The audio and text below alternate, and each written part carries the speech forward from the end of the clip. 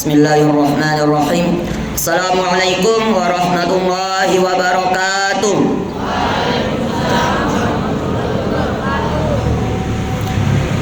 Alhamdulillahilladzi asyrafal anbiya'i wal mursalin sayyidina wa maulana amma ba'd. Rabbi shrah li sadri wa yassir li amri wahlul 'uqdatam min lisani yafqahu qawli. Yang terhormat Pak Hadi selaku Waka Kesiswaan, yang terhormat Pak Nuryanto selaku Waka Humas, yang terhormat Bapak Ibu Guru SMP Muhammadiyah Tigawaru, dan yang saya banggakan dan saya cintai teman-teman SMP Muhammadiyah Tigawaru.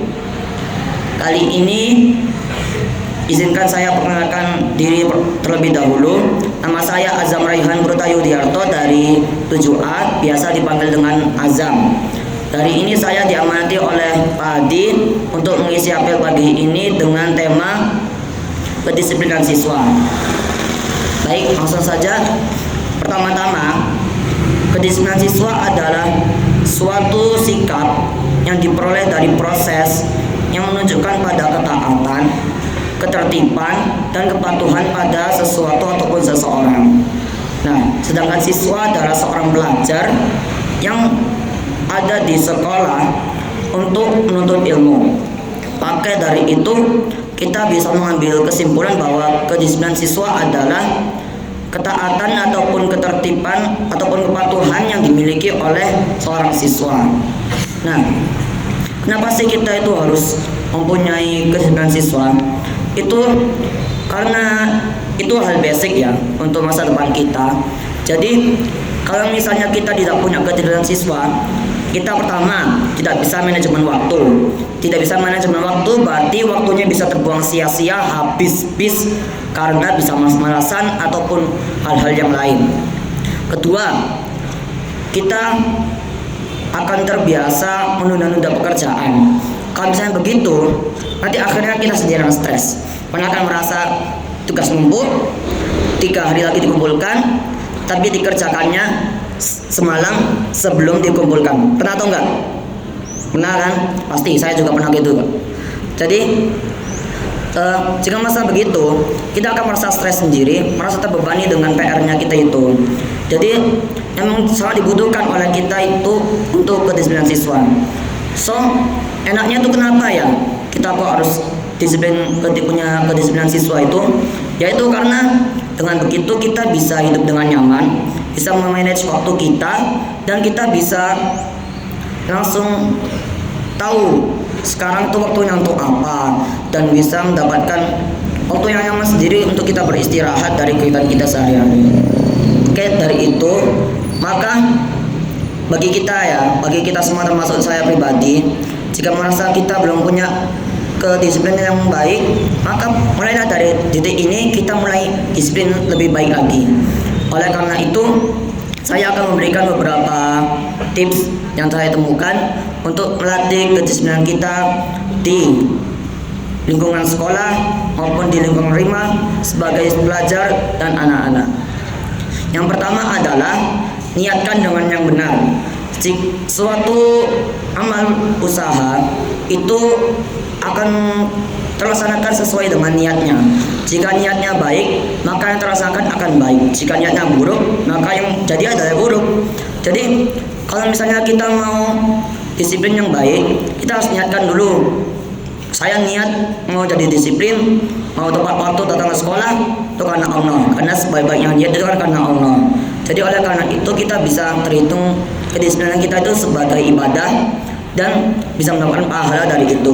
Itu tujuan yang pertama. Terus yang kedua adalah mendapat mengenal diri, memberikan motivasi pada diri kita agar bisa menjadi lebih baik, menjadi lebih disiplin. Dan seperti kalau misalnya saya buang-buang waktu nih, tiba-tiba saya mati gimana? Like that ya. Jadi motivasi itu membuat kita ingat bagaimana dulu kok kita itu mau berubah menjadi disiplin, Jadi kalau misalnya kita lagi males nih, lagi gak mood, lagi was-was sama setan gara-gara kayak lagi males aja gitu lah, nggak pengen disiplin lagi, itu kita punya motivasi untuk mengulanginya lagi, dan kita bisa menjadi lebih semangat lagi dengan motivasi itu. Ketika kenali kelebihan dan kekurangan diri kita, karena dengan begitu kita bisa mengetahui bagian mana yang kita bisa lakukan dengan lebih dan bagian mana yang kita kurang dalam itu, dan kita bisa melakukannya menjadi lebih baik lagi. Dengan begitu kan kita bisa memanage waktu kita, mengetahui yang mana yang baik, yang mana yang buruk. Itu bisa membantu kita untuk menjadi disiplin kembali. Lalu yang kelima adalah selalu berlatih ya, karena kunci disiplin itu adalah proses. Kalau misalnya mereka nggak mau melalui proses itu, nggak bisa, nggak ada yang namanya disiplin instan, itu nggak ada. Jadi emang kalau misalnya pertama kali kita mencoba datang pagi ke sekolah, itu berat pasti. Tapi kalau misalnya kita melatihnya menjadi kebiasaan kita, itu pasti kita akan terbiasa ya, agamanya terbiasa, begitu akhirnya bisa-bisa kita datangnya jam 6 contohnya, kalau misalnya udah terbiasa banget gitu.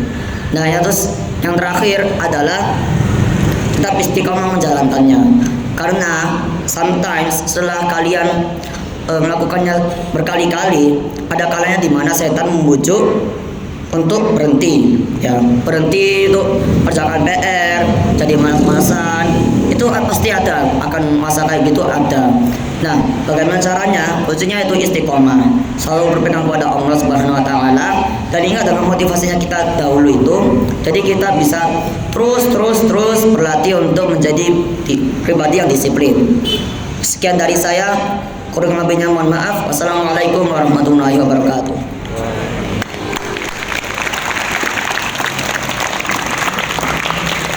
Hari ini luar biasa loh Jam. Pak Nur dari belakang tadi itu, wah ini pelajaran yang berharga ini. Ini juga termasuk kamu ini memberitahu Pak Nur ya supaya disiplin ya. Oh iya Jam, latihannya berapa hari? 0 latihan. Ya. Kapan diberi perintah? Hari Kamis atau Rabu ya, segituan.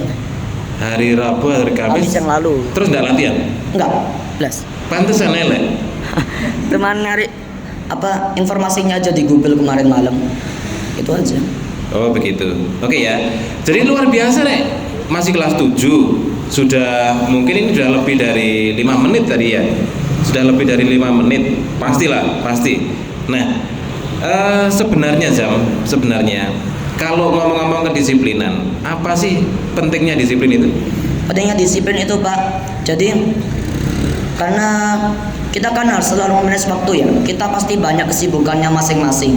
Jika kita tidak mempunyai kita tidak punya kemampuan untuk memanajemen waktu, kita tidak akan bisa menjadi bersih dalam melakukannya begitu lah.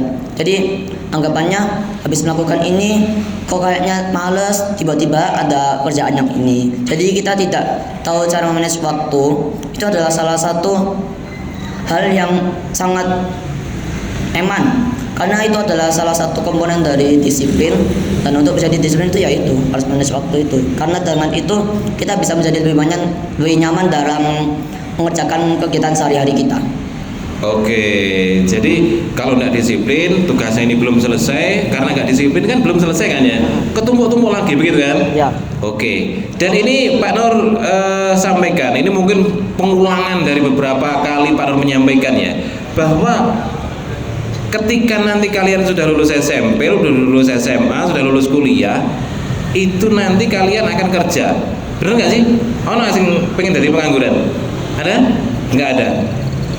Nanti kalian akan ditemukan dengan orang-orang yang lebih dari kalian.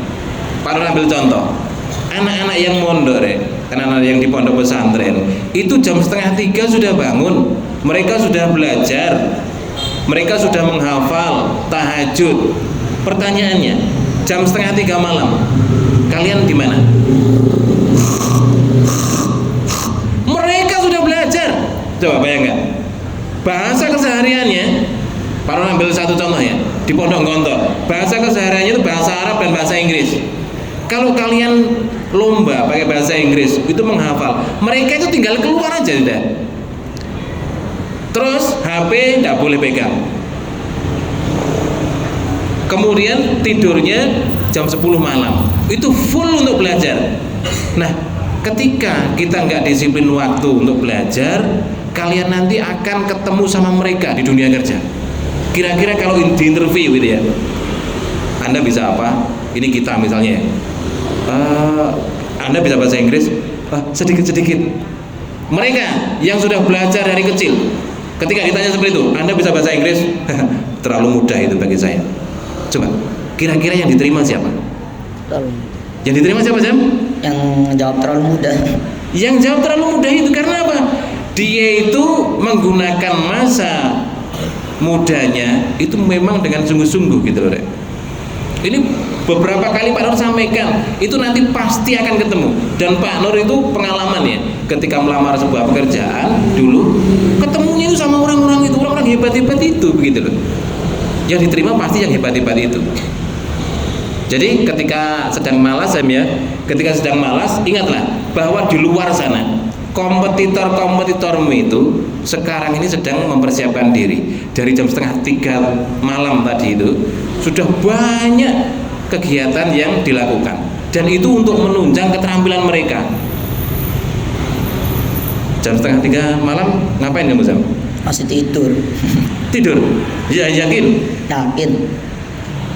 Bangunnya jam berapa? Bisa 3:30, bisa jam 4-an gitu. Enggak, tadi jam berapa? Jam 4. Jam 4, pas subuh ya? Oke. Mereka sudah punya kelebihan waktu 1,5 jam untuk berbuat lebih. Itu baru 1 hari. Bayangkan kalau 1 bulan, bayangkan kalau 1 tahun, bayangkan kalau 6 tahun di pondok. Lawan-lawan kalian akan seperti itu. Jadi sudah nggak ada ini, nggak ada alasan bagi kita untuk bermalas-malasan gitu, Jam ya? Ya. Ndredeg nggak sih di hari ini? Ya dikit. Kayak deg-deg emang. Oh iya. Kalau lihat kamu, kalau ini seperti lihat B.J. Habibie, Presiden Indonesia dulu. Nek ngomong itu cadel-cadel gitu. Cadel. Cadel itu kayak D-nya itu D. D coba D. D. Nah ini kelemahanmu di public speaking. Mengucapkan D enggak bisa. Atau kurang terbiasa lah, bisa lah. Kurang terbiasa. SD. SD. Dengan. Dada. Dada. Hadap. Nah iso. Dulu itu ada komandan peleton itu bilang hadap itu hadap kanan. Hadap. Wah, ini susah ya wong ini. Ini generasinya Habibie ini ya. Tapi tidak apa-apa. Luar biasa Sam hari ini Sam. Terima kasih Sam ya. Ya, nanti lebih panjang lagi ya, 15 menit ya. Siap? Siap. Sudah hafal kemarin yang tugasnya yang diberikan Pak Nur tadi kemarin? Belum. Sudah hafal berapa? Belum sama sekali. Keterlaluan. 100.000 Zam. 100.000. Ya hafalnya surat yang saya tahu aja, Mbak. Surat pertama Al-Fatihah. Surat ke-7 Ayo. Al-A'raf. Ke 33 Al-Ahzab 36 Wallahu a'lam. Kok wallahu a'lam? Iku bisa dipelajari itu. Surat ke-55 Enggak tahu. Ar-Rahman. Surat ke-67 At-Tolak. Al-Mulk. Iya sih. Payah ini 100.000 melayang ini. Tapi oke, semangat ya. Ya. Pastikan nanti pada waktu apel pagi hari Jumat itu ya, kamu sudah hafal dapat 100.000. Oke, terima kasih.